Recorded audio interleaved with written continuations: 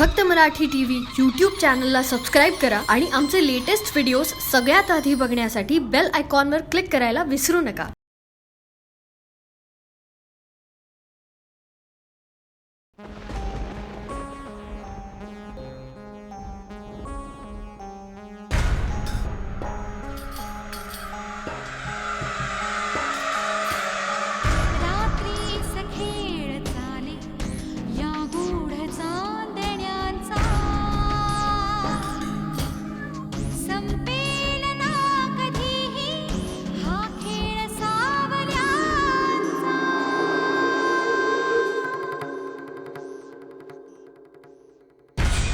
चंद्रना स्वयंभूरवी तेजवाहतो हा ग्रहणात सावल्यांचा अभिशाप भोगतो हा. प्रीतीस होई साक्षी हा दूत चांदण्यांचा. संपेल ना कधीही हा खेळ सावल्यांचा.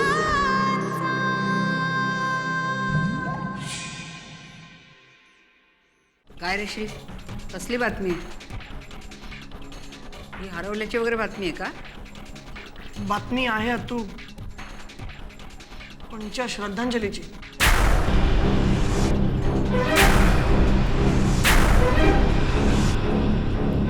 तुझी पूर्ण शक्ती पणाला लावून घे आणि त्या आत्म्याचा हेतू काय आहे हे मला सांग.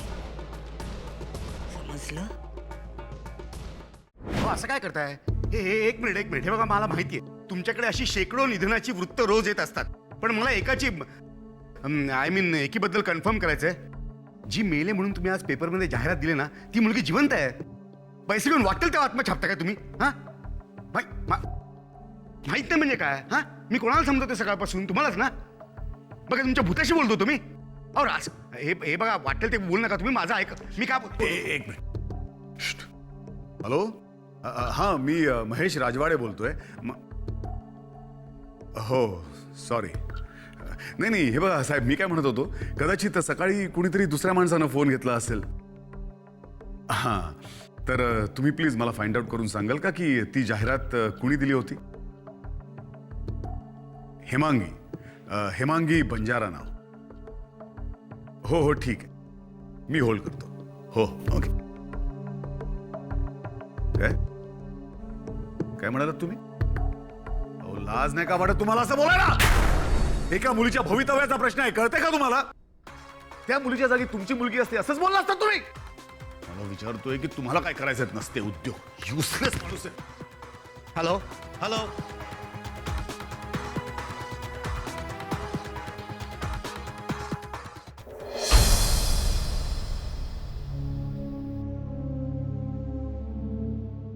हे त्या पाहुणीच्या बाबतीत दिवसेंदिवस जरा जास्तच पॉझिटिव्ह होत चाललेत. भारतीच्या आणि हिच्या चेहऱ्यातलं साम्य हा फक्त योगायोगच आहे का? कोण आहे कोण ही मुलगी आणि इथे कशाला आली आहे?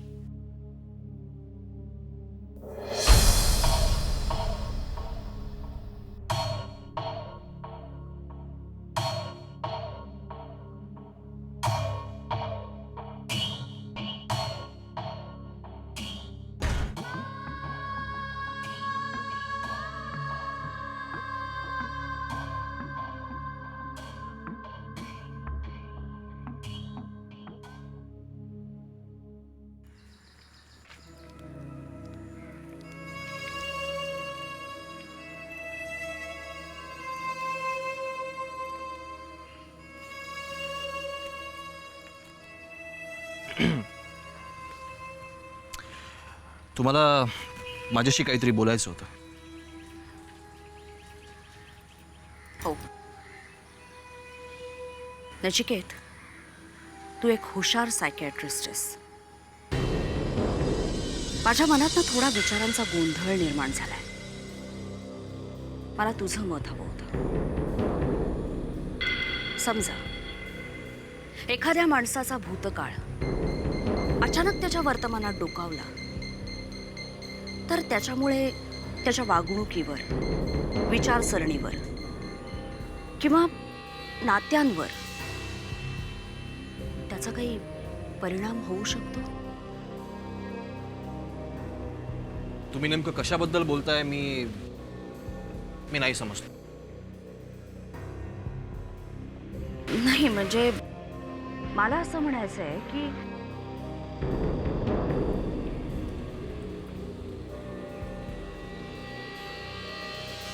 समजा तुझ्या एखाद्या पेशंटचा भूतकाळ जो आज पूर्णपणे त्याच्या स्मरणातनं पुसला गेलाय, तो अचानक त्याच्या समोर आला,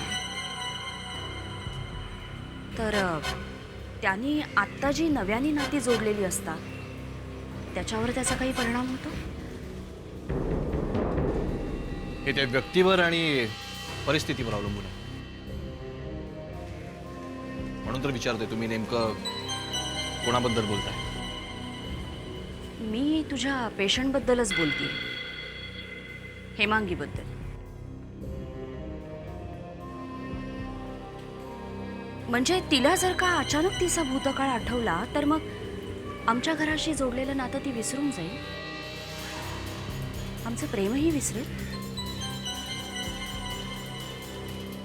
मला नाही तसं वाटत. आणि हेमांगीबद्दल तरी तशी भीती बाळगायला नको. का? हेमांगीची केस खास आहे? ती मुलगी खास आहे, अतिशय प्रेमळ आहे, लाघवी आहे, अतिशय सालस आहे, हळवी आहे. मुळात तिच्यासारख्या एका अनोळखी व्यक्तीला या घरात जे प्रेम, जी आपुलकी मिळते ना, ते हेमांगी कधीच विसरू शकणार नाही. आणि आंटी, काही नाती अशी असतात ना, ती कितीही तोडण्याचा प्रयत्न केला तरी नाही तुटत. मला असं वाटतं की हेमांगीचं या घराशी असंच काहीतरी नातं असावं.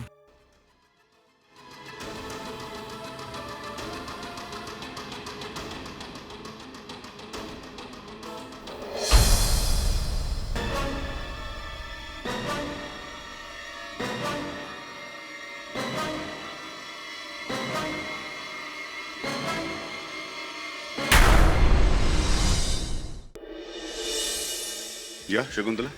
सर तुमची सिग्नेचर.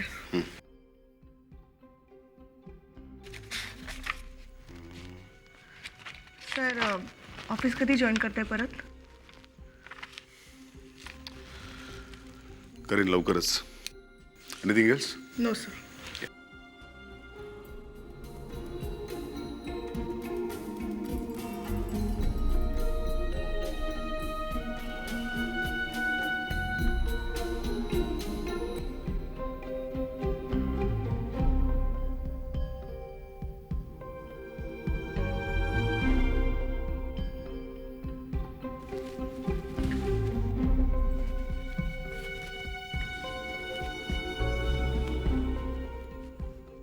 हाय शॅक्स, कशी आहेस? गप्पा का ग? काही नाही रे, हिचा विचार करत होते. कोण असतील हिचे आई वडील? काय पास असेल रे हिचं? तुला माहिती ही मेलेची ॲड पेपरला आल्यापासून ना घरातले सगळे विचित्रच रिॲक्ट होतात. म्हणजे सगळे हिला भूत समजतात, भूत. काय? हां शकू, तुझा आहे विश्वास भूतावरती? व्हॉट रमेश? माझा पण नाही आहे. लहानपणी खूप घाबरायचो हो पण भूताला मी. माहिती एकदा आमच्या त्या घराच्या बाल्कनीमध्ये ना मी एका बाईचं भूत बघितलं होतं. प्लीज. खरंच अगं, असे उलटे पाय होते, उलटे पाय तिचे. तिला ना असा असा हात लांब केला आणि मग मला असं बकोटीला धरून उंच आकाशात उचललं 20-25 फूट आणि मग दिलं सोडून. आणि मी असा घाबरून किंचाळू करून खाली बघतो, ती बाई गायब. शकू तुला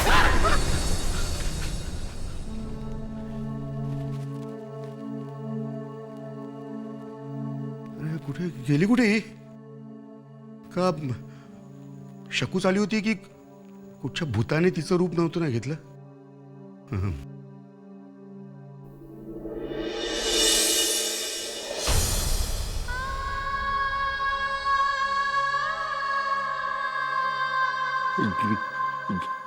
जिजाजी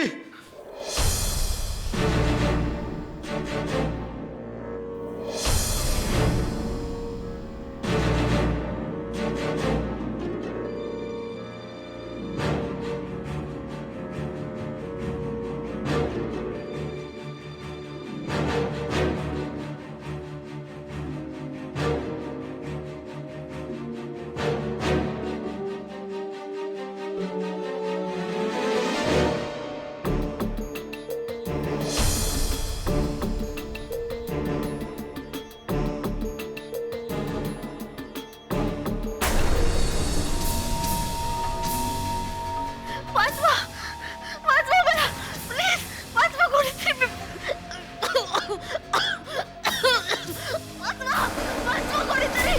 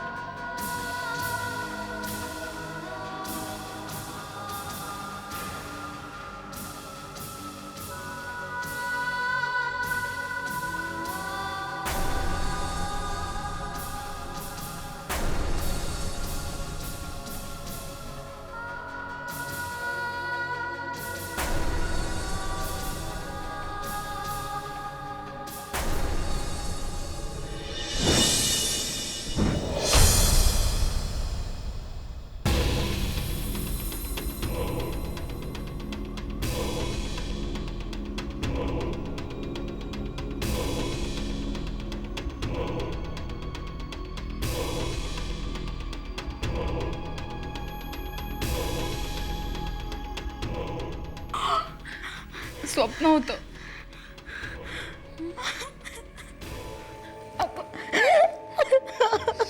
रडू नकोस हेमांगी. शांत हो.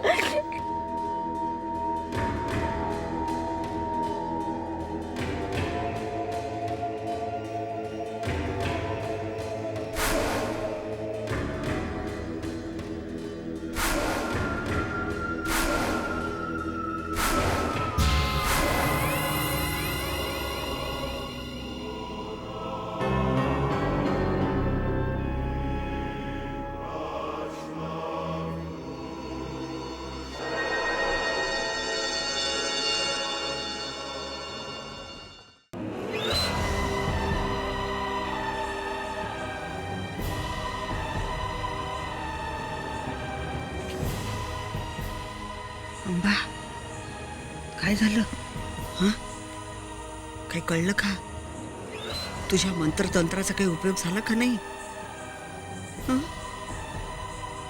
म्हणजे माझी भीती खरी ठरली ही भारती हिच्या रूपाने माझं सूड उगवायला आली अगं काहीतरी कल्पना दे ना नुसती बघत काय बसलीस काहीतरी सांग आई तुझी पक्की खात्री आहे ती तीच नाही म्हणजे तिचा भारतीचा आत्मा पुनर्जन्म याच्याशी काही संबंध नाही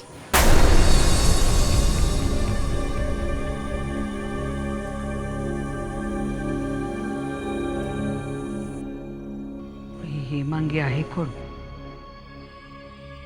आणि इथे कशासाठी आली ती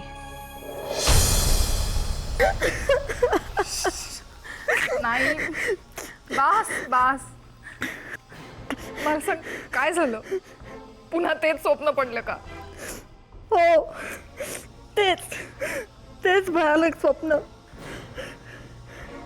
कोणीतरी खोल पाण्यात मला खेचून घेत होतं इट्स ओके हेमांगी रिलॅक्स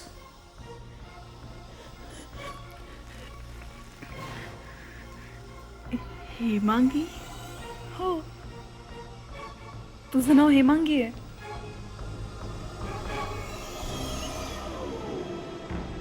हो,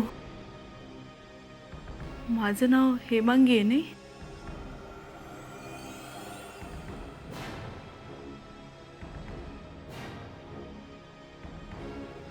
तुला आठवत आहे तुझं नाव? गुड. म्हणजे तर हळूहळू तुला सगळं आठवायला लागेल. तुझा भूतकाळ, तुझे आई वडील, तुझं घर, मित्रमैत्रिणी, सगळं. मला काही आठवत नाहीये. अगं पण तूच तर आता म्हणालीस ना तुला तुझं नाव आठवतंय म्हणून. मी त्या जाहिरातीत माझं नाव वाचलं, हेमांगी. बस एवढंच. बाकी मला काहीच आठवत नाहीये. मला काहीच आठवत नाही. मला काय बरं ठीक आहे, तुला नाही आठवत आहे ना, मग जाऊ दे.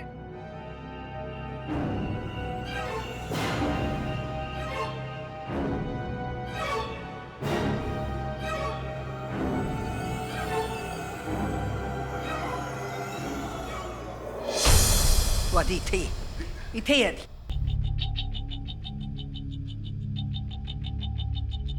काय चाललंय तुझं महेश? झालं समाधान? इतकी त्या मुलीची काळजी घेतलीस, काय मिळवलंस? ते काय नाही, मी तुझं काही एक ऐकणार नाही. आत्ताच्या आत्ता त्या मुलीला पोलीस स्टेशनला तरी घेऊन जा, नाही तर एखाद्या महिला पुनर्वसन संस्थेत घेऊन जा. पण यापुढे ही मुलगी या घरात मला नकोय. एक मिनिट दीदी. हे बघ, माझ्या घरात मी काय करायचं आणि काय नाही हे आता तुला विचारून ठरवत जाऊ का मी? महेश, अरे ती कोणाची कोण? तिच्यासाठी तू मला ओरडतोस? तू माझ्याशी ह्या भाषेत बोलशील अशी अपेक्षा नव्हती केली मी. माझी इच्छा नव्हती दीदी. असं बोलायला तू भाग पाडलंस मला. माझी मोठी बहीण म्हणून आजवर तुझ्या प्रत्येक गोष्टीकडे दुर्लक्ष करत आलोय मी. कधीही काहीही बोललो नाही तुला. पण दीदी, हेमांगीच्या बाबतीत मी तुझं काहीही ऐकणार नाही. या घरात कोण राहील कोण नाही हे फक्त मी ठरवणार आहे. कळलं तुला? वा महेश वा. हे घर तुझं आहे. या घरात कोणी राहायचं आणि कोणी नाही हे तू ठरवणार. बरोबर बोललास. मी कोण लागते तुझी? काय केलं मी तुझ्यासाठी आजवर? आजपर्यंत ही भाषा कधी ऐकली नव्हती मी तुझ्याकडून. ती मुलगी घरात आली आणि तुझी भाषाही बदलली. महेश, आजपर्यंत कधी न घडलेल्या गोष्टी आज घडतायत आपल्या घरात. मग मी तुझ्यावर केलेले उपकार विसरलास तू तर त्यात आश्चर्य वाटायचं काहीच कारण नाही मला. बरोबर ना महेश?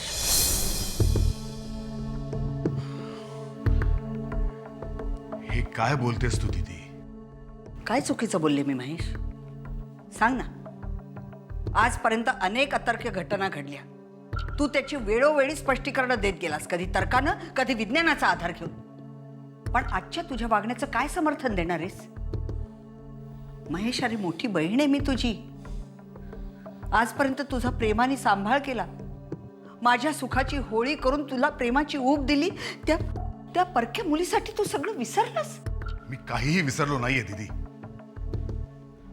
तू माझ्यासाठी स्वतःचं सुख बाजूला सारलंस. लग्न करून संसार न थाटता मला लहानाचं मोठं केलंस. माझ्या पायावर उभं केलंस. सगळं मान्य आहे मला. पण दीदी, मी सुद्धा तुला काही कमी नाही पडू दिलेलं. तुझ्या सुखाची, आरामाची नेहमीच काळजी घेतली आहे मी दीदी. तू माझ्यासाठी जे काही केलंस त्याची माझ्या परीनं परतफेड करण्याचा सतत प्रयत्न करत आलोय मी. सतत. पण तुला हे कळत का नाहीये दीदी? अगं, तुझे जसे माझ्यावर उपकार आहेत ना, तसेच या मुलीचे उपकार आहेत आपल्या घरावर. तिला अशी वाऱ्यावर कशी सोडू मी? केवळ तू म्हणतेस म्हणून नाही दीदी, मी असं नाही करू शकत. मला सांग, हे शिकवलंस का तुम्हाला? अगं मला तुझ्याशी वाद घालायचा नाहीये महेश. तुझ्या लेखी माझ्या शब्दाला जरा जरी किंमत असेल तर त्या मुलीला तू या घरात राहू देणार नाहीस. तिच्या घरच्यांना जर तिची काळजी नाहीये तर आपण कशाला तिची काळजी करायची? गरज काय आपल्याला? बस, यापेक्षा मला जास्त काही म्हणायचं नाही. ओके, हीच इच्छा आहे ना तुझी दीदी? तू केलेले उपकार हे त्या मुलीनं आपल्या घरावर केलेल्या उपकारांपेक्षा जास्त मोलाचे आहे, असं वाटतं ना तुला? ठीक आहे, मी आत्ताच त्या मुलीला इथून निघून जायला सांगतो.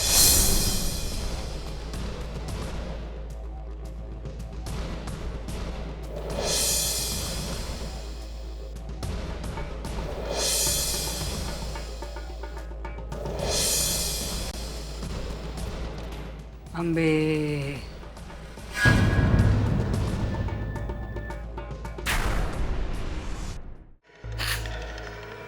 रडू नकोस शैला.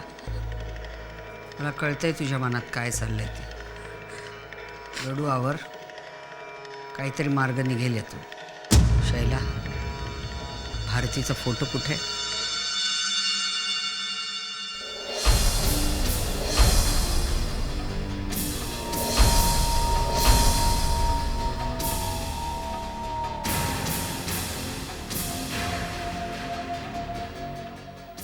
मला नाही माहित, आणि तो कुठे ठेवला हे जाणून घ्यायची इच्छाही नाहीये मला.